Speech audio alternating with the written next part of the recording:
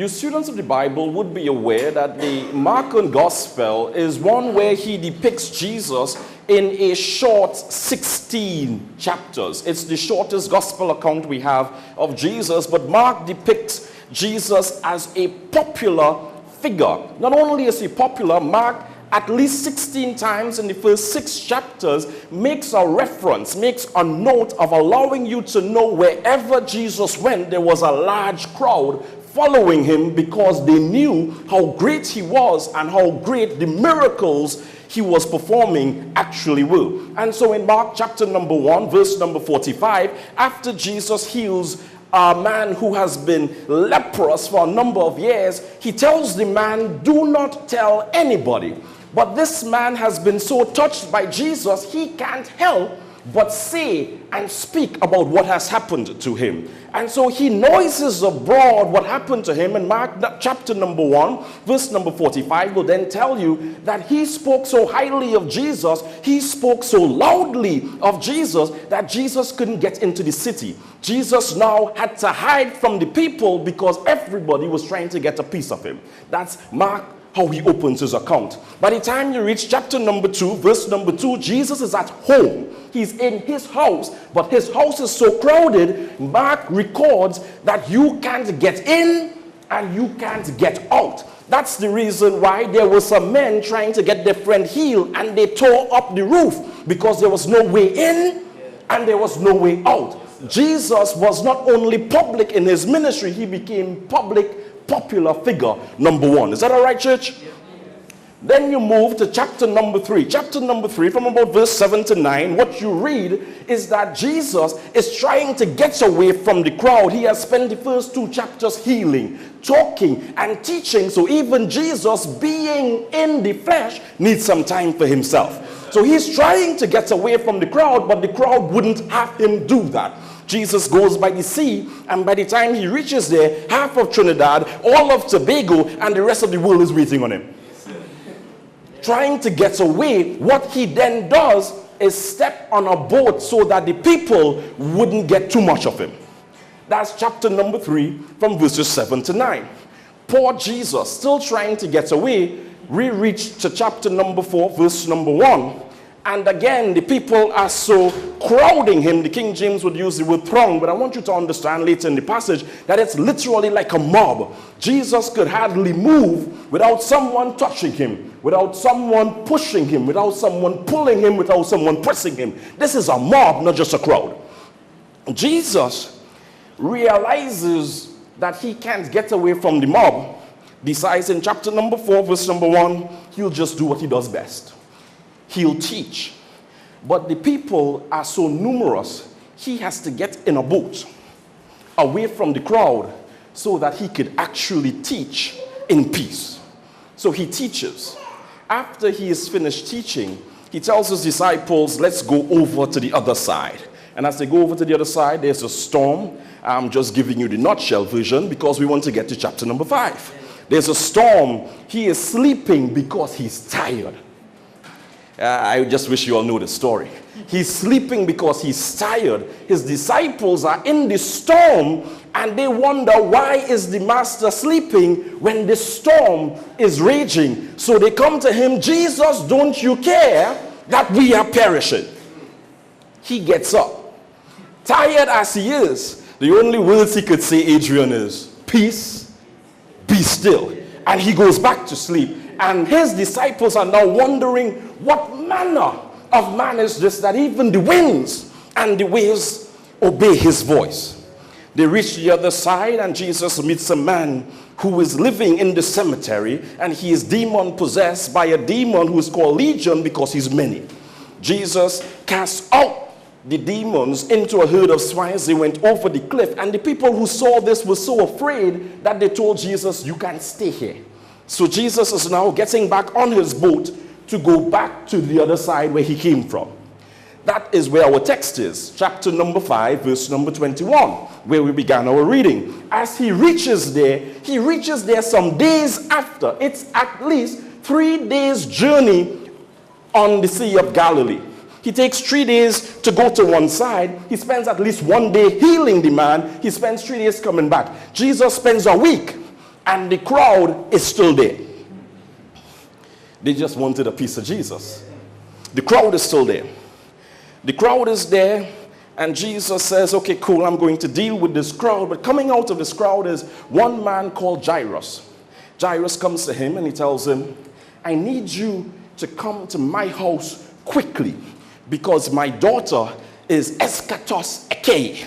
That's a Greek phrase. It's an idiom. It's similar to what we say in English when someone is hanging on by a thread. He was literally saying, my daughter does not have long. She's hanging on by a thread. It was a Greek phrase, eschatos ekei. So Jesus says, I'm coming. But what I want you to see is the paradox. In fact, if I had time, we'll talk about the paradox of this particular text. Jairus, being a leader of the synagogue, was a man, a part of a group that were opponents to Jesus. But watch this. He is now facing a situation where he himself can't deny who Jesus is. If I had time, I'll tell you, church, that you can deny God long enough before he puts a situation in your life where you have no control over. There's nothing your money could do about it. There's nothing your hands could do about it. There's nothing your head could do about it. The only choice you have is to admit that you need help from the only one who could help you, and that's God himself. Sometimes God has a way of bringing you to a rock and a hard place just so that you would know you're just a man. If I had time, I'll tell you. So it's paradoxical that this man is supposed to be an opponent of Jesus, but when things get hard, he comes at his feet, kneeling down saying, I need you now more than ever. But who I want to talk about is the unnamed woman, the woman with the issue of blood. I just hope you have time to talk about this woman. Because what I want you to know is this woman's case is as extreme as Jairus' daughter. While Jairus uses this Greek phrase, eschatos ekei, Mark uses a phrase for this woman saying that she is malignant.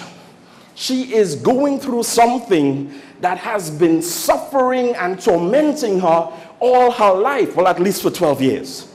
So what I want you to see is two extreme situations, and the only answer was Jesus.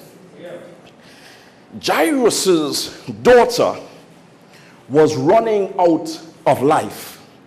This unnamed woman has not lived life for 12 years. Jairus' status, nor his money, nor anything he had could help him save his daughter. This woman has already spent all that she had to save herself, and nothing worked. Jairus is named because he's important. This woman is unnamed, but her situation is no less important. The only thing that Jairus could have depended on, the only hope he had, his last hope, was Jesus. This woman's only hope was Jesus. I want you to see that the situations are the same, but this woman has a complex problem. This woman, the Bible tells us, she has an issue of blood. If I had time, and this was probably a Bible school, I'll tell you that the Greek phrase here was ruse hematos, and it speaks to a woman who is experiencing bleeding. You all okay with that? She's experiencing bleeding beyond the time of bleeding. You all okay with that, church? I want to make sure that you all get this. She's experiencing bleeding beyond the time of bleeding, and it's been happening for 12 years.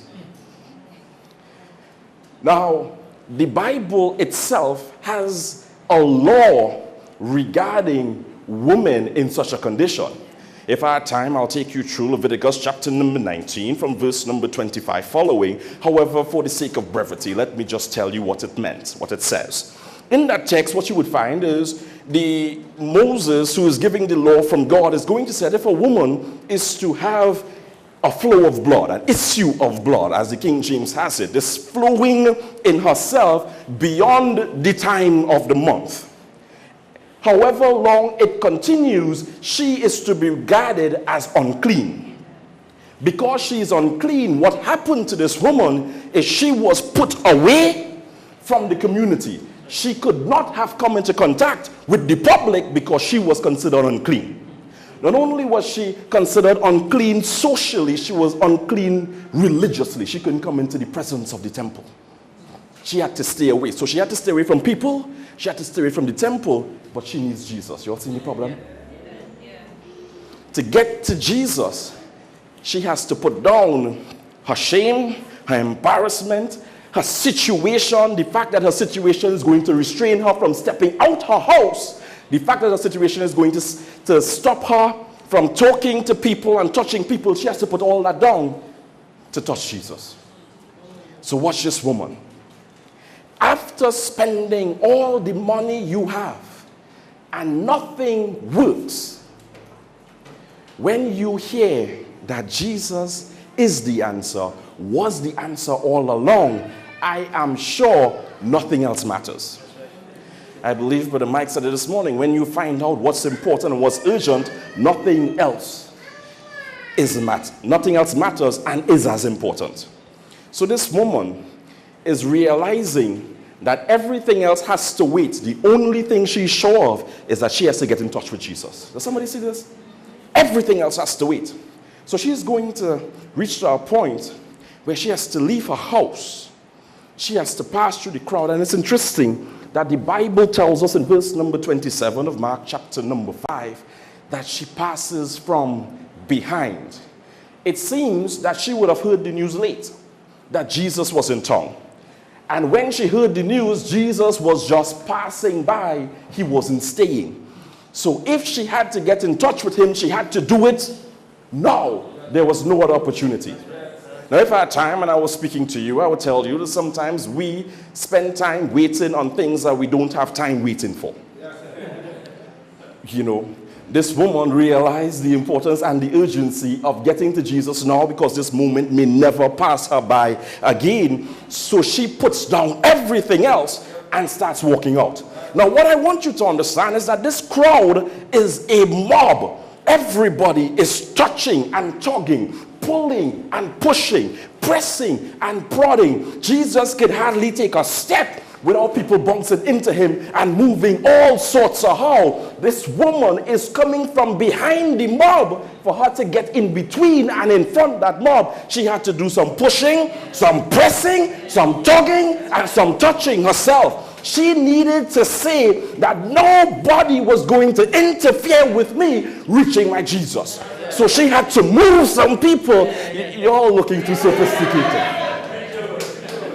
She's coming from behind. If there's a crowd in front of you and you need to see, I'm a short guy. Amen and all right. I'm a short guy. I remember when I was about 15, Brian Lara just did his awesome 401 not out. And there was a procession from the airport all the way to Port of Spain. And I am somewhere close to Port of Spain, so I said I want to catch that procession. Now what I figured is they gave us a time frame of where he's going to be in my area. He was going to be in my area by 10:15 Adrian. So I said I'll leave my house 10 o'clock. It'll take me 2 minutes to reach to the point. So I'll have approximately 15 minutes before Brian Lara passes. I could settle and find a spot. When I reached the spot, Nigel, I realized that half of Trinidad, all of Tobago, and even some St. Lucians, Devon, were waiting to see Brian Lara. Things got so crazy that people were climbing lampposts and walls and buildings, and I'm short. Now, I was not going to let this moment pass me by. So I fully understood what this woman had to do to get to see Jesus, because she did what I did to see Brian Lara. I got low.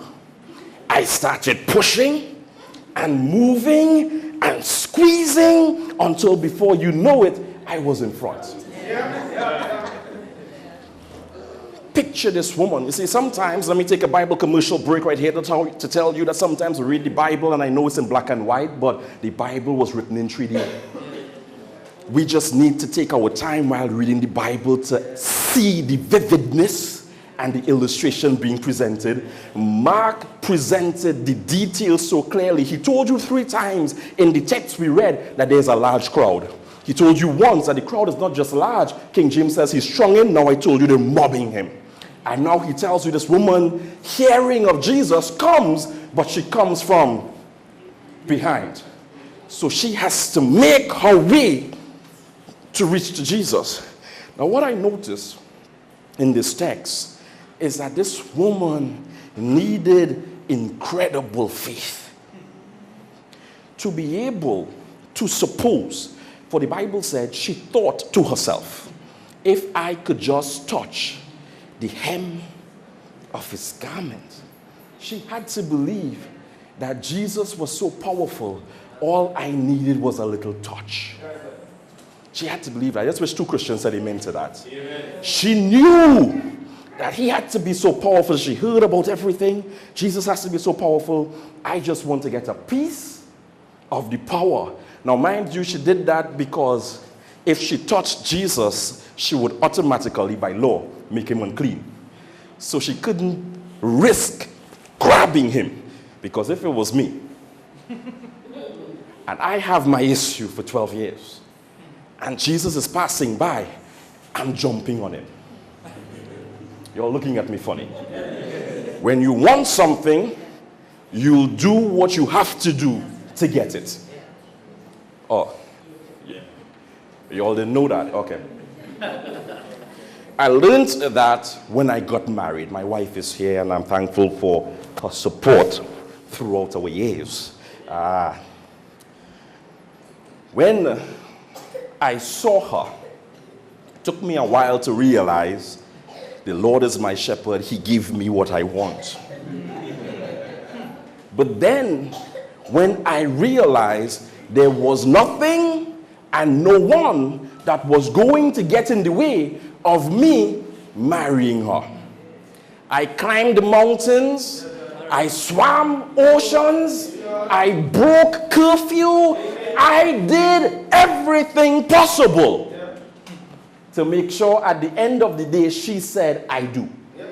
All I'm saying is I understand that we have the same principle. When there are things that we want, we go above and beyond to get it. So what I'm saying, for the woman to not jump on Jesus had to be a display of faith. Now just hold on for 2 seconds. I'll prove to you that Jesus himself tells the woman, your faith has delivered you. That's what he tells her. Her faith was instrumental in her healing. But watch this. This woman gets through the crowd. She reaches close enough, and she only touches the fringe of his garment. Jesus realizes that power has gone out of him. Now watch this. The disciples couldn't understand it. It's like, Jesus, everybody is pulling and tugging and pushing and pressing.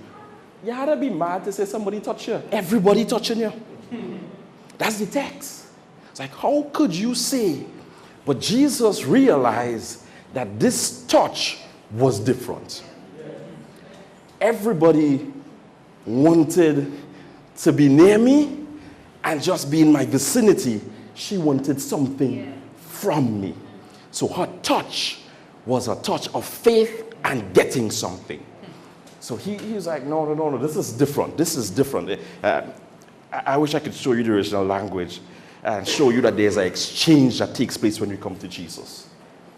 Jesus takes your baggage, your burdens, your troubles, your worries and frustration. He takes it all and he gives you his righteousness. He gives you hope. He gives you his peace. He gives you his love. There's an exchange that takes place when you come into contact with Jesus. My question is, why would you wait to touch someone like that? If Jesus gives you all that and takes your stuff from you, Why would you wait? But I'll come back to the exchange in 2 seconds. Jesus says, I need to find out who did this thing. So he turns around and he's trying to identify the woman. And the text tells us this woman is now fearful and trembling. And this is why she's fearful and trembling. Even though she knew she received healing, she knew what she just did. What she just did would bring her embarrassment. What she just did would have made everybody she touched unclean. It was socially unacceptable. It was religiously unacceptable. She was not supposed to leave her house. So see her now, fearful and trembling, because she has no idea what Jesus will say when he finds her out. You know, one thing I realize about this passage, church, I no longer care about what anybody else has to think of me if I'm all right with Jesus. Because watch this. As she comes to Jesus and she fell down, she's falling down because she's going to beg for mercy. That's the posture of mercy. She falls down at his feet, and I love that the Markan text tells us she told him the whole truth. What she wants is mercy. Y'all, she told him the whole truth. Where does that happen? Do you swear to tell the truth, the whole truth, and nothing but the truth? Court. She is before the judge, and she's begging for mercy because she knows what she just did is supposed to be an offense. But then Jesus says, daughter. I wish we had Christians in this house. I just wish we had Christians in this house. Because if we had Christians, you'll be excited. You know, back home, I done running halfway around the building because this is good stuff. But you know, I don't know how you all do across here, so I'm just keeping it cool, you know. But the reason why I'd be excited and getting ready to run is because he calls her daughter. He identified her as one of his. See, you all miss this. People call you by your sins, but Jesus calls you by your relationship. I get excited for that. People call you by your sins. You know, she had multiple boyfriends, so we call her a particular name. He drinks so much alcohol, so we call him a particular name. Your sin is what people identify you by, not God. Amen. He sees you. He sees your past. He sees your pain. He sees your hurting, and he still calls you son. He still calls you daughter. He still says, I want you in spite of you. Amen. So Jesus, he says, daughter. That's excitement right there. And then he says, your faith has healed you. See, what you did was get out of yourself. Step out of your comfort zone. Not worry about anything and everything else. That took faith. Some of you are wondering, should I live faithfully? Should I give my life to Christ? Should I do this? Should I do that? And part of the reason why we never come to a solid conclusion is because we don't have enough faith to step out of ourselves right where we are in this moment. We're worried about what they will say. We're worried about what they will think. We're worried about what will happen, what will not happen. We're worried about everything. If that woman was like us, she would still be sick. Jesus identifying that, he says, I realize that you realize this thing couldn't wait, and that is what saved you. The fact that you stepped out of yourself. And then he tells her, watch this, go in peace. That woman came to Jesus and got more than she wanted. Now she could go in peace.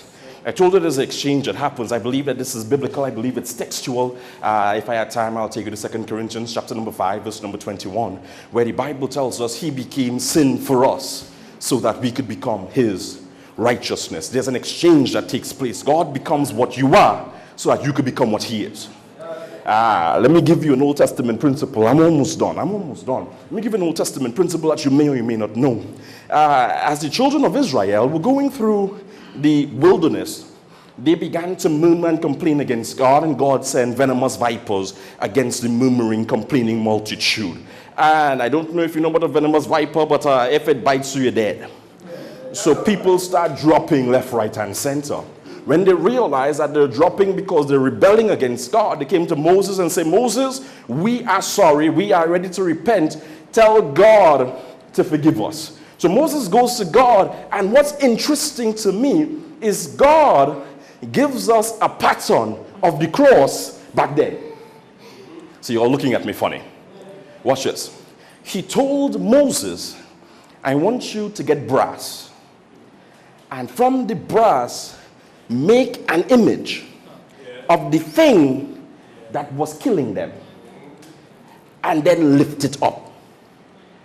And whoever looks at it will be healed. See now, this time I'm doing backflips back home. Because I am hearing God talk about a bronze serpent, but I'm seeing Jesus.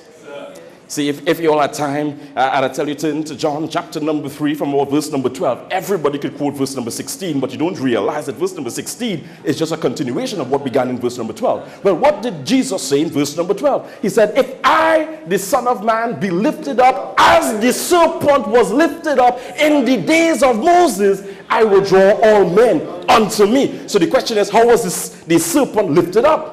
It was made to be the thing that was killing man, and then man had to look to it. So what is Jesus saying? I'm going to become the thing that was killing you, so that when you look at me, I could save you. Yes, just in case you didn't realize the thing killing us is sin.